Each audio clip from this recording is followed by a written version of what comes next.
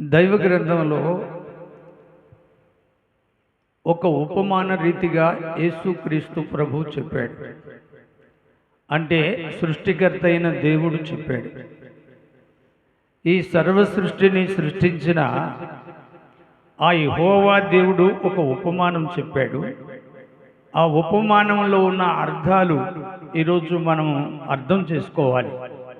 ఎందుకంటే ప్రభు ఉపమాన రీతిగా ఎన్నోసార్లు ఆయన బోధించాడు. ఆ బోధలో ఉన్న ఆ మహిమను తెలుసుకోలేక శాస్త్రవేత్తలు కూడా అవక్కైపోయారు. బాగా చదువుకున్న చదవర్లు కూడా ఆయన చెప్పిన ఆ శ్రేష్టమైన మాటలను గ్రహించలేక ఆ మాటలలో ఉన్న అర్థాలు అర్థం చేసుకోలేకపోయినారు. ఎందుకంటే దేవుని యొక్క మాటలు అర్థం చేసుకోవాలంటే పరిశుద్ధ ఆత్మ కావాలి. పరిశుద్ధ ఆత్మ లేకపోతే దేవుని మాటలు మనుషులకు ఏమాత్రం అర్థమో కావు. అందును బట్టి లోకాసు వార్త 13వ అధ్యాయము 6వ వచనంలో ఈ ఉపమానం చెప్తున్నాడు. ఒక మనుషుడు ద్రాక్ష తోటలో అంజూరపు చెట్టు ఒకటి నాటాడు. అది నాటిన తర్వాత ఆ తోట బహుగా ఫలిస్తూ ఉంది. ఆ తోట విస్తారంగా ఫలించిపోయి ఆ తోటను ఎక్కడ నాటాడు? అది భూమి మీద నాటాడు. భూమి మీద నాటిన ఈ తోట భూమి అంతటా ఫలించిపోయి ఎక్కడ చూసినా ఈ తోట కళకళలాడుతా. ఈ తోటకు ఆకులు ఎక్కువ ఉన్నాయి, కొమ్మలు ఎక్కువ ఉన్నాయి. ఈ తోట విస్తారంగా ఫలించిపోయి భూమి అంతటా ఈ తోట ఫలిస్తూనే ఉంది. అయితే ఆ తోట వేసిన ఆ యజమానుడు ఈ తోటను పరిశీలిస్తున్నాడు. ఈ తోటను వెతుకుతున్నాడు. ఆయన తోట వేశాడు, తోట ఫలించింది, అభివృద్ధి చెందింది. ఈ తోట విస్తారంగా కనపడతా. ఈ తోటలో ఆ యొక్క యజమానుడు వెతుకుతున్నాడు. ఏం వెతుకుతున్నాడు? తోటలో ఒక రైతు పొలం వేస్తే దాన్ని పూర్తిగా వ్యవసాయం చేసి దాన్ని చక్కగా దానిలో ఏదో ఒక తోట వేస్తే ఆ తోటను ఆయన పరామర్శించి దాన్ని చక్కగా పెంచుతున్నప్పుడు ఆ తోట యజమానుడు వచ్చి, ఆ రైతు వచ్చి ఏం ఎత్తుకుతాడు? తోటలో పంటను ఎత్తుకుతాడు. అది బాగా పండుతుంటే ఆనందిస్తాడు. బాగా పండకపోతే ఆ తోటను, ఆ వేసిన చెట్లను పీకేసి మరొక తోటనేస్తాడు. ఎందుకు? ఆ తోట యజమానుడికి పండ్లు కావాలి, మంచి పండ్లు కావాలి.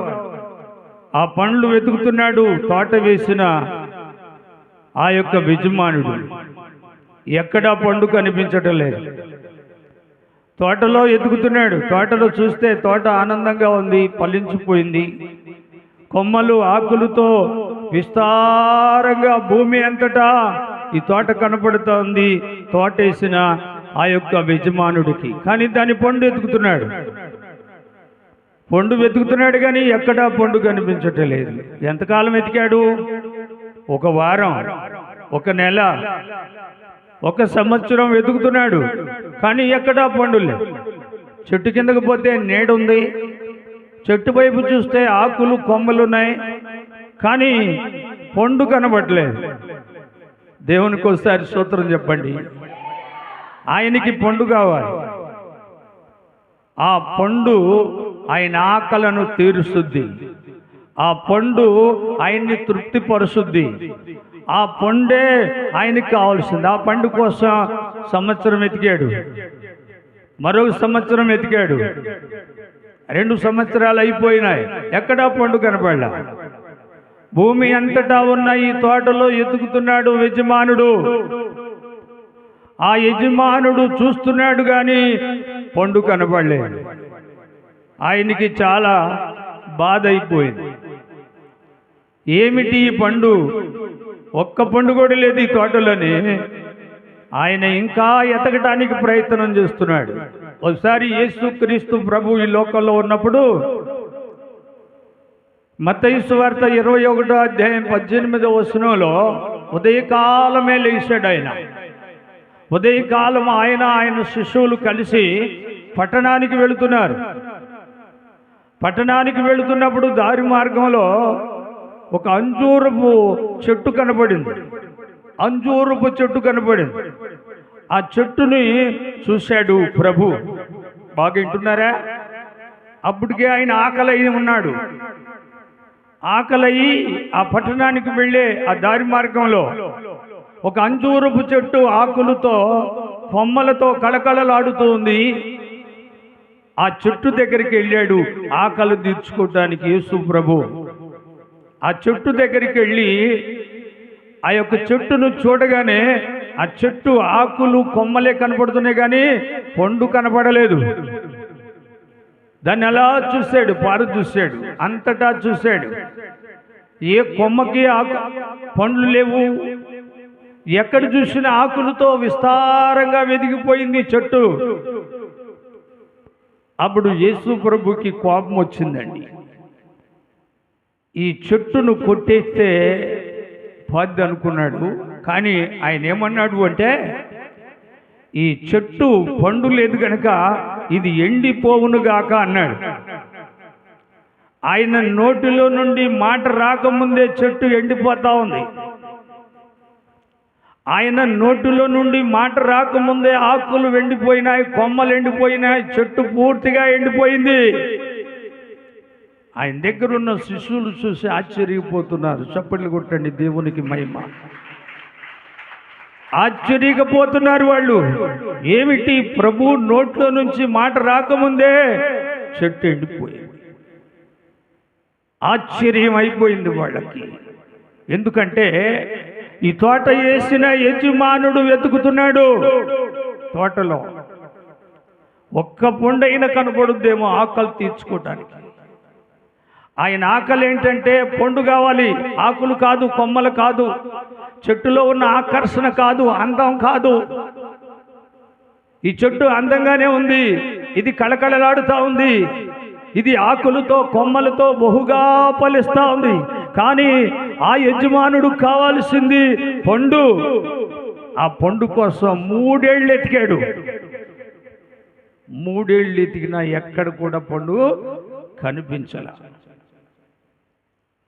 అప్పుడు ఆ యజమానుడు 3 సంవత్సరాలు ఎతికి అంటున్నాడు, ఇదిగో ఈ చెట్లు ఫలించలేదు, పండు మాత్రం లేదు, దీనివల్ల భూమి వ్యర్థమైపోతుంది కనుక ఈ తోటను కొట్టేయమన్నాడు తోటమాలితో. దేవునికి స్తోత్రం. ఆ యజమానుడైన సృష్టికర్త అయిన దేవుడు తోటమాలితో చెప్తున్నాడు, ఇప్పుడు ఇదిగో 3 ఏళ్ల నుండి నేను వెతుకుతున్నాను, ఒక్క పండు కనపడలేదు, భూమి అర్థమైపోతుంది కనుక దీన్ని నరికేయి అని అన్నాడు. ఆ తోటమాలికి బాధేసింది. ఆ తోటమాలికి చాలా బాధేసింది. అయ్యో, ఈ తోటను కొట్టేయమంటున్నావు, ఈ తోటను కొట్టడానికి లేదు, ఈ తోట ఫలించేటట్టుగా నేను చేస్తాను, ఒక్క సంవత్సరం నాకు అవకాశమే అంటున్నాడు తోటమాలి. గట్టిగా దేవునికి స్తోత్రం చెల్లించుదాం. తోటమాలి అడ్డొచ్చాడు సృష్టికర్త అయిన దేవునికి. సృష్టికర్త అయిన యెహోవా దేవుడు ఈ తోట నరికేస్తానంటున్నాడు. ఈ భూలోకంలో ఎదుగుతున్న తోటను నరకొద్దంటున్నాడు తోటమాలి యేసయ్య. ఏమండి, అర్థమవుతుందా? ఒక్క సంవత్సరం నాకు అవకాశం అయ్యా, ఈ చెట్టు చుట్టూ పాది చేసి దానికి ఎరువు వేసి అది పండ్లు ఫలించేటట్టుగా నేను చేస్తానంటున్నాడు తోటమాలి. ఆ సృష్టికర్త అయిన యెహోవా దేవుడు అంటున్నాడు, భూమి మీద నాటిన ఈ చెట్లు భూమికి ఏమాత్రం మేలు లేదు, దీన్ని నరికేయి అంటున్నాడు. వింటున్నారండి? ఇప్పుడు ఈ తోటను నరికేస్తే భూమికి మేలంట ఆ యజమానుడు అంటున్నాడు. అందుకని మత్తయి సువార్త 3వ అధ్యాయము 10వ వచనంలో ఉంది, ఇదిగో ఇప్పుడే గొడ్డవలి చెట్టును వేరు నుంచబడింది. పనికిరాని చెట్టులు, ఫలించిన చెట్లు నరికి అగ్నిలో వేసి కాల్చేయండి అంటున్నాడు. వింటున్నారా ప్రియ సోదరి సోదరుడా? ఈ పనికిరాని చెట్టును నరుగుతానంటున్నాడు దేవుడు. ఆయనే యెహోవా, ఆయనే సృష్టికర్త. ఈ సృష్టిని చేసినవాడు, భూమిని చేసినవాడు, భూమి మీద ఉన్న సమస్త జనులను దేవుడు పోషిస్తూ సంరక్షిస్తూ విస్తారంగా ఫలిస్తున్న ఈ తోటను చూసి నరికేయండి అంటున్నాడు. ఈ తోటను నరికేసే టైంలో తోటమాలి అడ్డుపడుతున్నాడు. ఇంకొక సంవత్సరం అవకాశం అయ్యా. ఏమండి, తోటమాలి బతిమలాడుకుంటున్నాడు. ఆ తోటమాలి ఎవరో ఏమండి, మీకు అర్థవంతంగా చెబుతున్నాను. ఈ ఉపమానం కొందరు మరుగులో చెప్తారు, కానీ నేను అర్థవంతంగా చెబుతున్నాను. యజమానుడు సృష్టికర్త యెహోవా, తోటను నాటింది ఆయనే. తోటను పరామర్శించి ఈ తోటను కాపాడడానికి వచ్చిన తోటమాలి యేసుక్రీస్తు ప్రభు. ఈ ఉపమానంలో ఉన్న అర్థాలు, ఈ భూమి మీద నాటబడిన తోటలు ఎవరనుకున్నారు? తోటలు సర్వమానవాళ్ళు. ఈ తోటలో నీవు ఉన్నావు. ఈ భూమి మీద ఈ తోటలో నీవున్నావు. నీ భార్య ఉంది, నీ కొడుకున్నాడు. సర్వమానవాళ్ళు ఈ తోటలో ఉన్నారు. ఈ తోటలో ఫలించని చెట్టును నరికేస్తానంటున్నాడు యజమానుడు. ఏమండి, నువ్వు ఫలిస్తావా? ఈ తోటలో ఉంటావు. ఫలించవా? ఈ తోటలో నుండి నరికి బయటేసేస్తాడు. బయట పారవేస్తాడు. నిన్ను పారవేస్తే అప్పుడు నిన్ను కాల్చివేయటానికి ఆకాశములో అగ్ని నిల్వజేశాడు దేవుడు. ఆ అగ్ని వచ్చి నిన్ను కాల్చేస్తుంది, నిన్ను కాల్చేస్తుంది. అది 2 పేతురు గ్రంథంలో ఉంది. 3వ అధ్యాయము 7వ వచనంలో, జలప్రలయం ఉన్న చోటున, ఆకాశములో జలప్రలయం అనే సముద్రం ఉన్నది అక్కడ. అది నోవాకు దినాల్లో ఆ జలప్రలయం అంతా భూమి మీదకి వచ్చేసింది. ఆ జలప్రలయం ఉన్న చోటున అగ్ని ఉంది. ఇప్పుడు పనికిరాని చెట్టును నరికి అగ్నిలో కాల్చివేస్తానంటున్నాడు దేవుడు. ప్రియ సోదరి సోదరుడా, ఈ భూమి మీద నువ్వు ఎక్కడున్నా, నువ్వు ఫలిస్తే నువ్వు ఆ తోటలో ఉంటావు. ఫలించకపోతే ఈ తోటలో నుండి నరికేస్తాడు. వాక్యం అనే గొడ్డవలి నీ మీద ఎత్తున్నాడు దేవుడు. నువ్వు ఫలించకపోతే నిన్ను నరికేస్తానంటున్నాడు. అర్థమవుతుందా? ఆకులతో ఫలించావు, కొమ్మలతో ఫలించావు, విస్తారమైన డబ్బు సంపాదించుకున్నావు, విస్తారమైన బిల్డింగులు కట్టించుకున్నావు, భూలోకంలో నా అంతటి వాడు లేడు అని విర్రవీగుతున్నావు. అహంకారంతో, పగరుతో నీ ఇష్టానుసారంగా భూలోకంలో ఉంటే వేసిన యజమానుడు ఒప్పుకోడు. యజమానునికి కావాల్సింది ఏంటంటే నీలో ఉన్న మంచి. దేవునికి స్తోత్రం. నీలో ఉన్న మంచి కావాలి. నీలో ఉన్న మంచిని ఆయన చూసి ఆకలి తీర్చుకునే దేవుడు. ఒకసారి యాకోబు పత్రిక 4 యోహాను సువార్త 4వ అధ్యాయములో యేసు ప్రభు ఒక్క పాపిని రక్షించడానికి వెళ్ళాడు. వెండవేళలో, మధ్యాహ్న కాల సమయంలో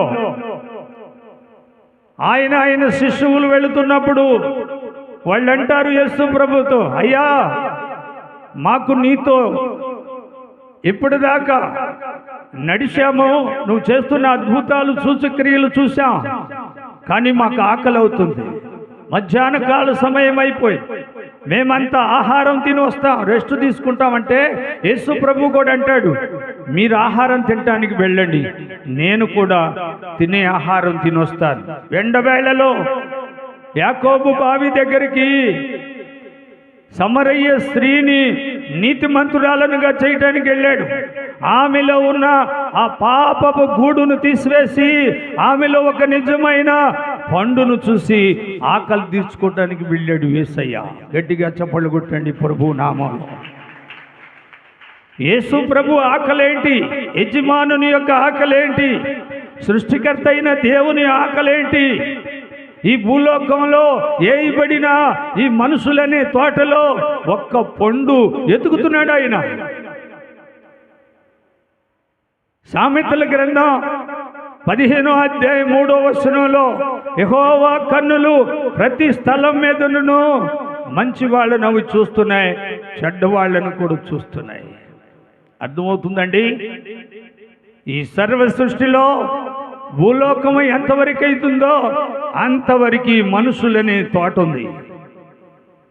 ఈ మనుషులు విస్తారంగా ఎదిగారు, కానీ పరలోక సంబంధమైన దేవునికి కావాల్సిన మంచి లేదు.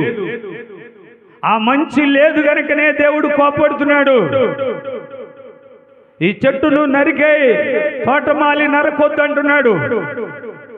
ప్రభు అయిన యేసుక్రీస్తు నరకొద్దు, తండ్రి ఈ సంవత్సరం నాకు అవకాశం. వింటున్నారా? ఈ తోటలో నువ్వున్నావు, నీ కుటుంబం ఉంది, జాగ్రత్త. నిలువ చేయబడిన అగ్నితో కాల్చి వేస్తాడు దేవుడు. నీవు పనికిరాక ఉంటే, నీలో మంచి లేకపోతే యేసయ్య కాల్చిపడేస్తాడు. సృష్టికర్త అయిన దేవుడు నిన్ను సంఘములో నుండి, ఆయన తోటలో నుండి నిన్ను కాల్చివేయటానికి ఆయన సిద్ధంగా ఉన్నాడు. రోమీయులకు రాసిన పత్రిక 1వ అధ్యాయము 18వ వచనంలో రాయబడింది, దుర్నీతి చేత సత్యమును అడ్డగించు సమస్త భక్తిహీనత మీద యెహోవా కోపం ఆకాశము నుండి వాళ్ళ మీదకి వస్తుందని రాశాడు దేవుడు. ఆయన కోపం నీ మీదకి రాకముందే, ఆయన గొడ్డవలి నీ మీదకి రాకముందే, నిన్ను నరకక ముందే ఈ తోటలో నీవు ఫలించాలి. దేవునికి స్తోత్రం. ఈ తోటలో నువ్వు ఒక పండు దేవునికి ఇవ్వాలి. ఇస్తావా? ఏమండి, ఒక పొలం వేస్తేనే ఆ పొలంలో ఏదైనా ఒక ముళ్ళ చెట్టు మలిస్తే ఆ వ్యవసాయదారుడికి కోపం వచ్చి ఆ చెట్టుని నరికి తోటలో నుంచి అవతల పడేస్తాడు. అవునా? మరి ఆ తోటలో నువ్వున్నావు, నేనున్నాను, ప్రవక్తలున్నారు, బోధకులున్నారు, నీతిమంతులున్నారు, పరిశుద్ధులున్నారు, సర్వమానవాళ్ళు ఆ తోటలో ఉన్నారు. నువ్వు ఫలించితేనే సరే, లేకపోతే నరికి పడేస్తాడు. దేవుని కోపం వచ్చు. వింటున్నారండి? ఒకసారి ప్రభు ఒక పెద్ద కేకేశాడు, యెరూషలేమా యెరూషలేమా ప్రవక్తలను చంపే అని పెద్దగా కేకేశాడు ప్రభు. అక్కడ మత్తయి సువార్త 23వ అధ్యాయము అక్కడ అర్థవంతంగా 37వ వచనంలో ప్రభు ప్రవక్తలను చంపుతున్నారు. నీతిమంతుడైన ఏబేలును చంపేశారు. నీతిమంతుడైన ఏబేలు రక్తం భూమిలో నుండి యేసయ్య పాదాలు దగ్గర మరపెడతా ఉంది. జకరియా అనే నీతిమంతుడు చంపేశారు. యోహాను నీతిమంతుడైన వాడు హేరోదు రాజు తల నరికేశాడు. ప్రభు కోపం వచ్చింది. యెరూషలేమా అని కేకేస్తా ఉన్నాడు. కోడి తన పిల్లలను రెక్కల కిందకు చేర్చుకున్నట్లుగా ఎన్నో మార్లు నిన్ను నీ పిల్లలను చేర్చుకోవడానికి నా రెక్కలు నీకు చాపుతున్నాను. నువ్వు రాకపోయినావు, నా రెక్కల చాటుకు నువ్వు రాలేదు. భూలోకములో నీతిమంతులు చనిపోతున్నారు, భూలోకములో మంచి వాళ్ళు చనిపోతున్నారు, భూలోకములో మంచిని చెడగొడుతున్నారు, భూలోకములో నీతిమంతులకు ఏమాత్రం మేలు లేదు. దయచేసి వింటున్నారా? వినండి. సర్వలోక మానవాళ్ళందరూ ఈ తోటలో ఉన్నారు. ఈ తోట ఏమైపోయింది ఈరోజు? భూమి నలుదిక్కులు చూడండి, ఈ తోట ఏమైనా పనికొచ్చేటట్టుందా? ఎక్కడ చూసినా పనికిరాని ఆకులు, పనికిరాని కొమ్మలు. దేవునికి ఇవి ఇష్టం ఉండదు.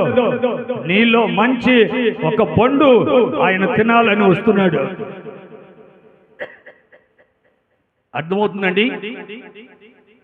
యెషయా గ్రంథంలో మనం చూస్తే 65వ అధ్యాయము 2వ వచనంలో, లోబడనోళ్ళని ప్రజల వైపు దినమంతా సృష్టికర్త అయిన దేవుడు ఈ తోట వైపు చేతులు చాపుతున్నాడు. గట్టిగా చప్పట్లు కొట్టండి. తోట వైపు చేతులు చాపుతున్నాడు దేవుడు.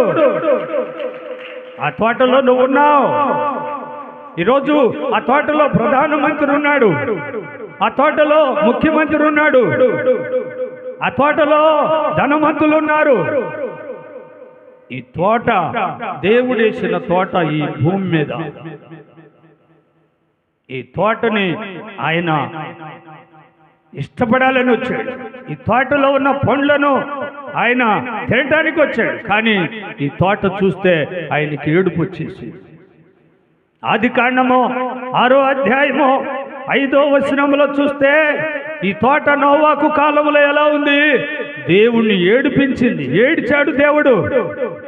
అయ్యో, ఈ తోటనేసినానే, ఈ భూలోకంలో మనుషులందరినీ నా పోలికలో చేశానే, వీళ్ళందరూ చెడిపోయారు, భూమిని చెడిపేశారు, దేవాలయాలు పాడు చేశారు, అయ్యో అని దేవుడు ఏడ్చాడు. గట్టిగా చప్పట్లు కొట్టండి. ఏడ్చాడు దేవుడు. ఒక భూమిని దున్నే ఒక రైతుకి అంత బాధ అయితే, ఈ సర్వ సృష్టిలో నీ కోసం చేయబడిన భూమి అర్థమైపోతుంటే దేవుడు ఓర్చుకుంటాడా? నువ్వు చేసే పనేంటి? నీ ప్రవర్తన ఏంటి? నీ మాటలేంటి? నీ తీరేమిటి? నీ గుణం ఎలా ఉంది? నువ్వు ఎలా నడుచుకుంటున్నావు ఈ భూమి మీద? జాగ్రత్త. దేవుడు రోషము గలవాడు. దేవుడు తప్పు చేసిన వాళ్ళని ఎవరిని విడిచిపెట్టడు. దేవుడు తీర్పులో కఠినమైన తీర్పు తీరుస్తాడు నీ మీద. నీతిమంతులను పాడు చేస్తున్నావు, సత్యమును పాడు చేస్తున్నావు, అవినీతితో పరిగెత్తుతున్నావు, దుర్మార్గంతో కోటలు నీ ఇష్టం వచ్చినట్లుగా వెతుకుతున్నావు, అన్యాయపు సొమ్ముతో, అక్రమ సొమ్ముతో, దుర్మార్గము సొమ్ముతో విచ్చలవిడిగా నీతిమంతులను నీవు చెడగొట్టి ఈ లోకంలో ఎదుగుతున్నావు. అవి కొమ్మలు, అవి ఆకులు, అవి ఆయనకి ఇష్టమండవు.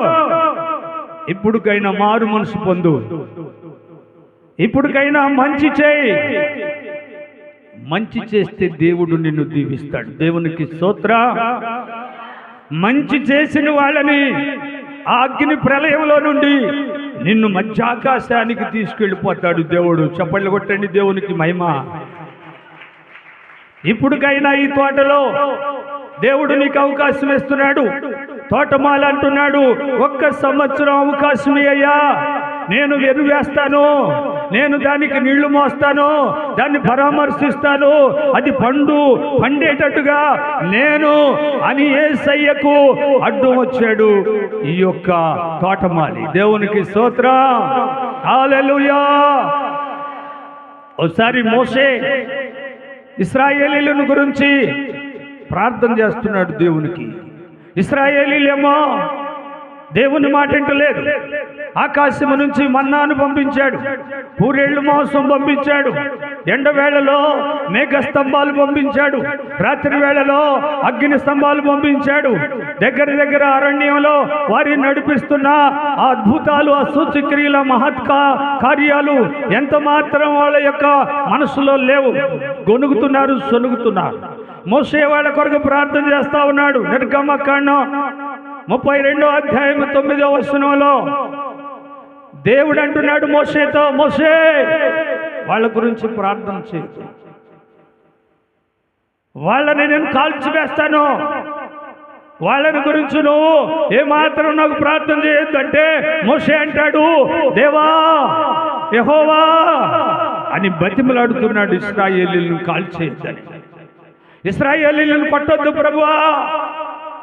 వింటున్నారా? ఈ రోజున మన యొక్క ప్రాంతం కొరకు మేము ప్రార్థిస్తున్నాం. మన ప్రాంతం ప్రజల కోసం ప్రార్థన చేస్తున్నాం. దేవుడు వద్దన్నా, దేవుడు చేయమన్నా, ఈ కృపాయుగంలో పరిశుద్ధాత్మ కాలంలో పరిశుద్ధాత్మ దేవుడు నాలాంటి వాళ్ళ నుండి ఈ భూలోకం అనే తోట మంచి పండ్లు కాసేటట్టుగా పాపులను మార్చగలిగిన సమర్థుడు పరిశుద్ధాత్మ దేవుడు. యెహోవా పంపించిన, యేసుక్రీస్తు పంపించిన ఈ పరిశుద్ధాత్మ దేవుడు ఎండిపోయిన చెట్లను ఫలించేటట్టుగా చేయగలవాడు. పడిపోయిన మనుషులను లేపగలవాడు. పాప ఊపిలో కూరుకుపోయిన వాడిని లేపగలిగిన సమర్థుడు ఈ పరిశుద్ధాత్మ దేవుడు. గట్టిగా చప్పటి కొట్టండి. ఈ రోజు పరిశుద్ధాత్మ దేవుడు నీకు బోధిస్తున్నాడు. ఈ పరిశుద్ధాత్మ దేవుడు మాటింటే ఈ తోటలో ఫలిస్తావు. ఈ తోటలో నుండి నువ్వు వెత్తబడి మధ్యాకాశానికి దేవుని దగ్గరికి వెళ్ళటానికి ఆయన వెతుకుతున్నాడు. నీ కాడ ఏమైనా మంచి ఉందేమోనని. ఉందా? మంచి ఉందా? ఈ భూలోకంలో మంచి ఉందా? ఎక్కడ మంచి? ఏ ఆఫీసర్ దగ్గర ఉంది? ఏ ఆఫీసులో ఉంది? ఏ ప్రాంతంలో ఉంది? ఏ దేశంలో ఉంది? ఏ రాష్ట్రంలో ఉంది? భూలోకం అంతా ఏమైపోతుందో చూస్తున్నారా మీరు? ఈ భూలోకాన్ని కాపాడటానికి దేవుడు దినమంతా చేతులు చాపుతున్నాడు. మోసే బతిమలాడుతున్నాడు దేవుణ్ణి. ఆ భాగంలో చదువుకున్న తర్వాత బతిమలాడుతున్నాడు దేవుణ్ణి. బతిమలాడొద్దు నువ్వు, వాళ్ళని నేను కాల్చేస్తాను. నేను రోషము గల దేవుణ్ణి. నన్ను బాధ పెడుతున్నారు, నన్ను దుఃఖపరుస్తున్నారు. నేను వాళ్ళ ఎండ వేళలో నడుస్తుంటే మేఘ స్తంభాలు పంపించాను. రాత్రి వేళలో నడుస్తుంటే చీకటిలో వాళ్లకు వెలుగు స్తంభాలు పంపించాను. ఆకలి అయిందంటే ఆకాశం నుంచి మన్నాను పంపించాను. పూరేళ్లు మాంసం పెట్టాను. వాళ్ళకు కావలసిన నీళ్లు అరణ్యంలో ఆ యొక్క రాతిలో నుండి నీళ్లు తెప్పించాను. దేవునికి స్తోత్రం అని దేవుడు అంటున్నాడు. ఆయనే యజమానుడు. ఆయనే భూలోకం అనే తోటను నాటినవాడు. అర్థమవుతుందండి? ఈరోజు నా ఇష్టము అంటే అది కుదిరే పని కాదు. ఈ యేసయ్య తోటమాలిన, తోటను కాపాడే తోటమాలి ఒక్క సంవత్సరం సెలవీమని ఈ భూలోక మానవాళ్ళ యొక్క పాపము, శాపము ఆయన భుజముల మీద మోసి ఆ పాపమును జయించి, ఆ శాపమును జయించి ఆయన వీటన్నిటిని పరిశుద్ధపరిచాడు. ఇప్పుడుకైనా సరే సమయం ఇస్తున్నాడు దేవుడు. నువ్వు ఫలించకపోతే నరికేయబడతావు. ప్రభు అన్నమాట నెరవేర్చాడు. సర్వమానవాళ్ళ మీద ఉన్న పురుగు, తెగులు, పాపమనే గూడును యేసు ఈపు వెనక తట్టును పాతి పెట్టాడు. చెప్పండి కొట్టి చెప్పండి యేసయ్యకి. ఇక పాపమే లేదు. నువ్వు ఫలించాలి. ఫలిస్తావా? ఫలించకపోతే నీ మీద గొడ్డవులు పెట్టాడు. ఫలించకపోతే నీవు తోటలో నుండి నరికేయబడతావు. నరికేసిన తర్వాత నిన్ను కాల్చివేయటానికి అగ్ని వస్తుంది. కాల్చివేయబడక ముందే మనసు మార్చుకోవాలి. వింటున్నారండి? చాలా మంది ఒక ఉపమానం చెప్తారు. చేతులు కాలినాక ఆకులు పట్టుకునే ఎవరం మనకు ఉండకూడదు. మనం దైవ బిడ్డలం, దేవుని బిడ్డలం, శావుకులు అని చెప్పుకుంటున్నాం. సర్వ సృష్టికర్త అయిన దేవునికి దాసులు అని చెప్పుకుంటున్నాం. ఆయన మేలులు అనుభవిస్తున్న వాళ్ళం. ఆయన ద్వారా అద్భుతాలు, సూచక్రియలు, మహత్కార్యాలు మన జీవితంలో మరుపు రాని అద్భుతాలు చేశాడు. ఈరోజు నువ్వు ఫలిస్తావా? ఫలించవా? ఫలిస్తే నీ అప్పులు పోతాయి, ఫలిస్తే నీ సమస్యలు పోతాయి, ఫలిస్తే నీ కీడు బాధి, ఫలిస్తే నీకున్న బాధలన్నీ పోతాయి. నువ్వు ఫలించాలని ప్రభు ఇప్పుడు కూడా వేడుస్తున్నాడు. ఎంతమంది ఫలిస్తారు? చేతులు ఎత్తండి. ఎంతమంది ఫలిస్తారు? ఫలించాలి. చేతులు ఎత్తుతున్నారా? చేతులు ఎత్తండి. ఎందుకో కొందరికి చేతులు ఎత్తడం అలవాటు లేదు. చేతులు ఎత్తడం కూడా నేర్చుకో. యేసయ్య చేతులు ఎత్తి ప్రార్థించాడు, గుర్తుందా? 5 రొట్టెలు 2 చేపలు తీసుకొని చేతులు కిందకు దించలేదు ప్రభు. చేతులు ఎత్తి అలాగా ప్రార్థన చేశాడు. 5 రొట్టెలు 2 చేపలు గొప్ప జనసమూహము తినగా ఇంకా 12 గంపలు మిగిలాయి. గట్టిగా చప్పట్లు కొట్టు. నీ ఇంట్లో చేతులు ఎత్తి ప్రార్థించు. చేతులు ఎత్తటంలో ఉన్న అర్థం నువ్వు దేవునికి లోబడుతున్నావని, నిన్ను నీవు తగ్గించుకుంటున్నావని, నీ అహంకారం వదిలిపెడుతున్నావని, నీ పొగరు వదిలిపెడుతున్నావని, నీ ధీమా వదిలిపెడుతున్నావని. ధనం ఎచ్చితేనంట మదం ఎచ్చుద్దంట. ఏమంటే ధనం ఎచ్చితే మదము, అహంకారం. ప్రభువుకి కోపం అలాంటి లక్షణాలు. నువ్వు తగ్గించబడు, నిన్ను దేవుడు హెచ్చిస్తాడు. నువ్వు చేతులెత్తి ప్రార్థించు, నీ పిల్లలను చదివిస్తాడు, నీ కుటుంబాన్ని పోషిస్తాడు, నీకు కావలసినవన్నీ నీకు ఆయన ప్రసాదిస్తాడు. ఆయన మహిమ గల దేవుడు, ఆయన సృష్టికర్త. ఈ సర్వ సృష్టి అంతా అయిందే. ఆయన సృష్టిలో భూమిని ఆరిన నేలగా తీశాడు. ఆరిన నేలలో నిన్ను ఒక తోటలో ఒక చెట్టుగా వేశాడు. ఈరోజు నేను ఒక చెట్టుని నేను ఫలించకపోతే ఆయన గొడ్డోలు నా మీద ఉంది, ఆయన కోపం నా మీద ఉంది. ఫలిస్తారా? ఇష్టానుసారంగా తిరుగుతారా? మోసాలు చేసుకుంటా, బూతులాడుకుంటా, ఒకరిని ఒకరు అన్యాయం చేసుకుంటా, విచ్చలవిడిగా ఘోరాలు, అన్యాయాలు, అక్రమాలు, దుర్మార్గాలు, మానభంగాలు, విచ్చలవిడిగా వర్ష వాయులు లేకుండా లోకం మురికికుంటా. ఈ మురికి గుంటలను బాగుపడాలంటే యెహోవా దేవుడు నీ వైపు చేయి చాపుతున్నాడు. ఆయన చేయి పట్టుకో, లేపేస్తాడు నిన్ను. నీ మీదున్న పాపమనే మురికి, శాపమనే మురికిని అమూల్యమైన రక్తంలో కడిగి వేసిన దేవుడు భూలోకం అనే ఈ పాపములో పడి మునిగిపోతుంటే నిన్ను లేపడానికి చేతులు చాపిన దేవుడు. గట్టిగా చప్పట్లు కొట్టండి. చేతులు చాపిన దేవుడు. నువ్వెక్కడున్నావు? అర్థమవుతుందా? సమయం లేదు. యోహాన్ అంటున్నాడు, ప్రకటన గ్రంథం 1వ అధ్యాయం, సమయము సమీపించినది, సమయము దగ్గరలోకి వచ్చింది, రాకడ దగ్గరలోకి వచ్చింది. ప్రభు అయిన దేవుడు అంటున్నాడు, పొద్దుగుకి వస్తాడో, అర్ధరాత్రి వస్తాడో, కోడుకున్నప్పుడు వస్తాడో, తెల్లవారినాకు వస్తాడో ఎవరికి తెలియదు. ఆయన రాగానే ఇవన్నీ ప్రారంభమవుతాయి. వింటున్నారా భక్తులారా, విశ్వాసులారా? ఆలోచించండి. మీ జాగ్రత్త కొరకు దేవుడు ఈరోజు మాట్లాడాడు.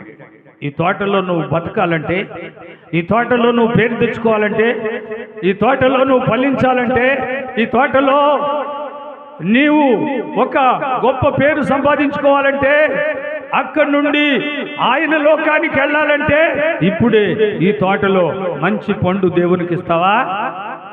ఏమండి, జామ పండు అయితే ఆ జామ తోట వేసిన ఆయనకి ఇష్టం. మామిడి పండు అయితే మామిడి తోట వేసిన ఆయనకి ఇష్టం. అవునా? అరటి తోట అయితే అరటి తోటలో అరటి పండ్లు కాస్తే ఇష్టం. అరటి తోటలో పల్లేరుగాయలు కాస్తే ఇష్టమా? మంచి తోటలో పిచ్చికాయలు కాస్తే ఇష్టమా? దేవునికి మనం ఎంతో ఇష్టలం.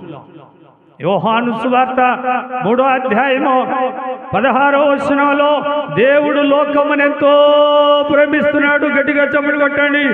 దేవుడు లోకమును ఎంతో ప్రేమిస్తున్నాడు. ఆయన ప్రేమలో నువ్వు ఉంటావా?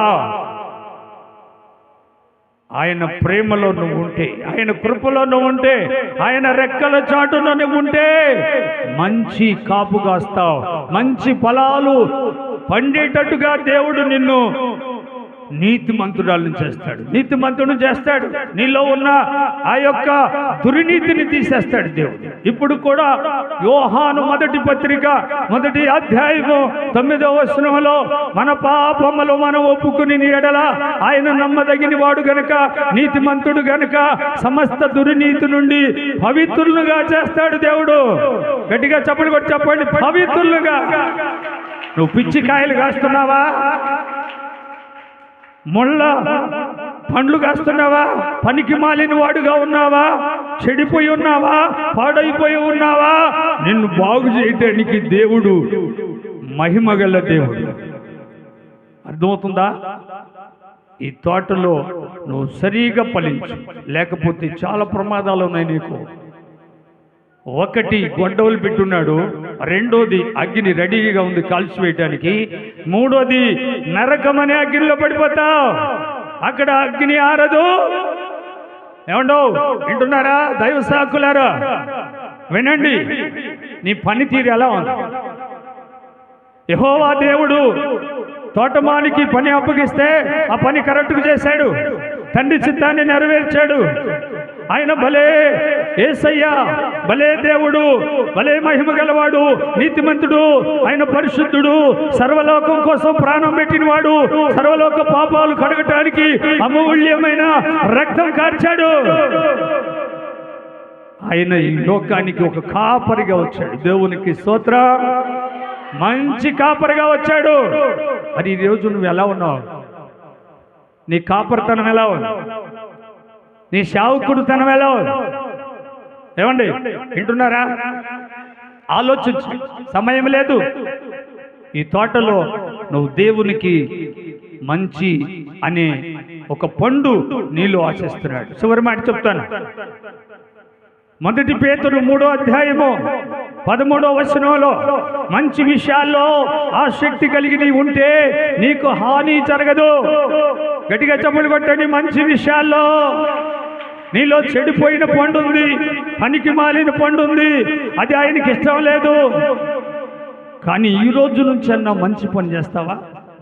నీ ఉద్యోగ ధర్మంలో ప్రజలకు న్యాయం చేస్తావా? నీ అధికార ధర్మంలో ప్రజలకు న్యాయం చేస్తావా? ఏమండి, మంచి విషయాల్లో నీ పనిని నువ్వు చక్కగా జరిగించు. నీ కుటుంబంలో మంచి విషయాల్లో చక్కగా జరిగించు. భార్య ధర్మం భార్య, భర్త ధర్మం భర్త, పిల్లల ధర్మం పిల్లలు జరిపించండి న్యాయంగా. మీరు ఈ తోటలో వర్ధిల్లుతారు, ఈ తోటలో దేవుణ్ణి మహిమపరుస్తారు, ఈ తోటలో యేసయ్యని కనపరుస్తారు. మరొక తోట పరలోకం అనే ఆ పట్టణంలో ఈ తోట ఎత్తబడే టైం దగ్గర పడు. దేవునికి స్తోత్రం. ఈ తోట ఎత్తబడే టైం దగ్గరకు వచ్చింది. ఈ తోటలో మంచి పండ్లు కాసే ఎత్తబడతాయి, పిచ్చి కాసేయన్ని నరికి పడేస్తాడు. అర్థమవుతుందండి? ఈ తోటలో మంచి ఎన్నేమో ఎత్తబడతాయి. ఈ పిచ్చి పండ్లు కాస్తున్నాయి కదా, పిచ్చి పిచ్చి మాటలు, దుర్దశకులు కలిగిన వారు, అసూయాళ్ళు, ఈర్ష్యోళ్ళు, ఇలాంటి వాళ్ళు ఉన్నారు కదా ఈ తోటలో. వీళ్ళందరినీ ఏరి నరికి అక్కడ పడేసి అగ్ని పంపిస్తాడు ఆయన. ఆ అగ్నితో ఇవన్నీ కాల్చేయబడతాయి. ఇక్కడున్న మంచి చెట్లు ఆ పరలోకానికి ఎత్తబడతాయి. గట్టిగా చప్పలు కొట్టండి. పరలోకానికి. అర్థమైందా? పరలోకానికి ఎత్తబడే మనిషిగా నువ్వు బ్రతకాలి. అందుకనే యేసు ప్రభు యోహాను సువార్త 15వ అధ్యాయంలో, నేను నిజమైన ద్రాక్షావల్లిని, మీరు తీగలు. గట్టిగా చప్పట్లు కొట్టండి. నేను నిజమైన ద్రాక్షావల్లిని, మీరు తీగలు. ద్రాక్షావల్లిలో అంజూరపు చెట్టేసాడంటే దేవుడు. చూసారంటే ఎంత అర్థంగా ఉందో. ద్రాక్షావల్లి అయితే తీగలు మనం. ప్రార్థన చేసుకుందామా? ఈ తీగలు ఎక్కడ ఉండాలి? దేవుడనే ఆయనలో పెనవేసుకుని ఉండాలి. ఆయన సంఘానికి శిరస్సు, సంఘం ఆయన శరీరం. దయచేసి అందరం కూడా ప్రార్థనాపూర్వకంగా, తండ్రి నీ తోట నన్ను నీ పోలికలో చేసి నన్ను ఈ భూలోకంలో ఒక ద్రాక్ష తోటలో అంజూరపు చెట్టు ఒకటి నాటావు. ఆ చెట్టు నేనే ప్రభువా. నేను నువ్వు వేసిన వెరువు వల్ల, నువ్వు వేసిన ఆ నీళ్లు వల్ల, నీ అమూల్యమైన రక్తంతో నన్ను ఫలించాలని నీవు నన్ను కడిగావు. నా మీద ఉన్న పురుగు తెగులు పాపము శాపమును తీసివేసావు దేవా. నేను ఫలించాలని ఆశిస్తున్నావు. నా కొరకు వేడుస్తున్నావు, నా కొరకు దుఃఖిస్తున్నావు, నా కొరకు కోపపడుతున్నావయ్యా. నన్ను క్షమించు. నేను ఈ తోటలో ఫలించే చెట్టు వలె ఉంటాను. నేను తీర్మానం చేసుకుంటున్నాను. చేతులెత్తి ఒక్కసారి చెప్పండి ప్రభువుకి. ఈ తోటలో నువ్వు నీతిమంతురాలుగా ఉండాలని, నీతిమంతుడిగా ఉండాలని, నీవు మంచి చేయాలని, మంచి మనిషిగా బ్రతకాలని యేసుక్రీస్తు 33 సంవత్సరాలు ఈ లోకంలో ఒక మనిషిగా బ్రతికాడు. ఆ మనిషి పోలికలు నీలో ఉండాలని సృష్టికర్త అయిన దేవుడు ఆశిస్తున్నాడు. ఆయన ఆకలి మన పండు మంచి మనం మంచి చేస్తే మరొక లోకానికి ఎత్తబడతాం. అది దేవుని లోకం. అక్కడున్నాడు మన దేవుడు.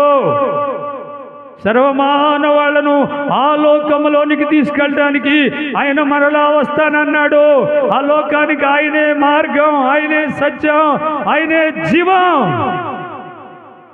ఆయన త్వరలో వస్తున్నాడు. నువ్వు సిద్ధపడు. దేవానికి స్తోత్రం. అయ్యా, ఈ విశ్రాంతి దినాన నీవు నాతో మాట్లాడుతున్నావు, మాతో మాట్లాడుతున్నావు. నీ శ్రేష్టమైన మాటలు సర్వలో